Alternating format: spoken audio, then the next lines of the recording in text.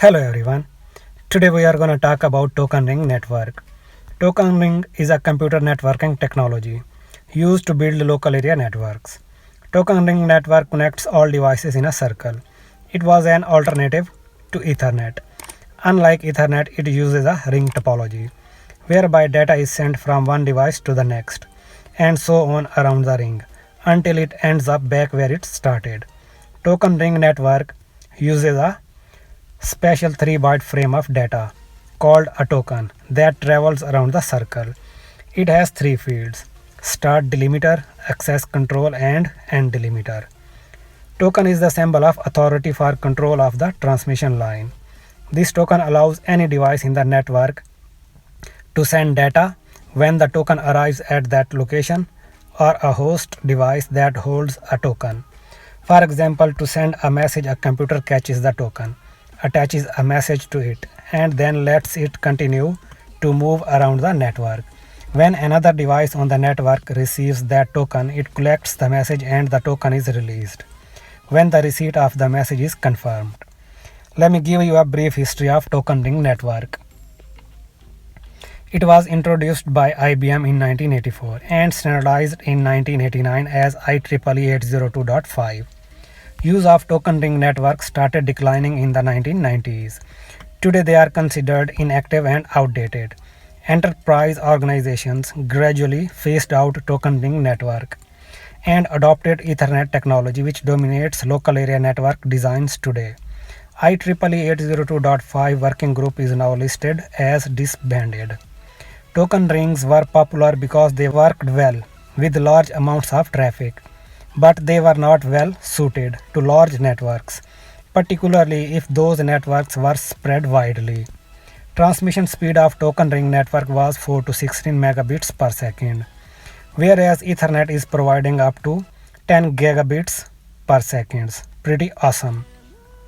Okay, so this was a little bit history. Let's see how it works. Before we get into its functionality, there is an important point which is worth mentioning. Token passing. It's a media access method to grant a device permission to transmit data over the network. Whichever device has the token can put data into the network. When its transmission is completed, the device passes the token along to the next device in the network. In a more simple way, token passing means a device can only use the network when it has control of the token. This ensures that there is no collisions because only one device can use the network at any given time.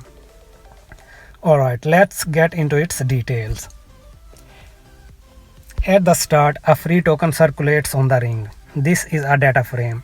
That is an empty container for transporting data. A device first has to capture the free token and attach the data with its own message. Let's say device 1 wants to send some data to device 4. First, it captures the free token, attaches the data, and writes the recipient's address on it. Then data packet goes to device 2, which reads the address and realizes that it's not for this. So it passes on to device 3. Device 3 does the same and passes the token on to device 4. This time it's the correct address. So device 4 copies the message, however it doesn't release the free token onto the ring because first it needs to send the data frame back to device 1 with a receipt or an acknowledgement to say that it has received data. Then receipt along with data frame goes to device 5, who checks the address, realizes that it's not for this. So it forwards on to the next device in the ring. Device 6 does the same and forwards the receipt to device 1, who sent the original message. Device 1 recognizes the address, reads the acknowledgement from number 4, and then releases the free token back onto the ring, ready for the next device to use. Well, that's the basic of token ring network, which allows how data is sent, received, and acknowledged. Token ring network also has a built-in management and recovery system, which makes it very fault tolerant. This system constantly supervises and controls the ring network. This job is conducted by a designated device on the ring, which is known as active monitor. Active monitor solves certain error conditions that may take place on the ring, like lost tokens, frames, and clocking errors. It also re-establishes the ring after a break or an error occurred.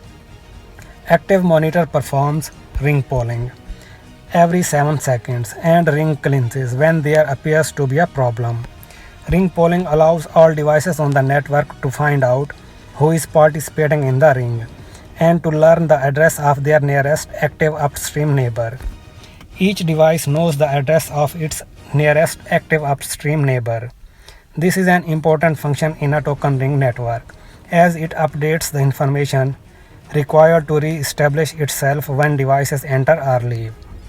When a device enters the ring, it performs a loop test to verify that its own connection is working properly.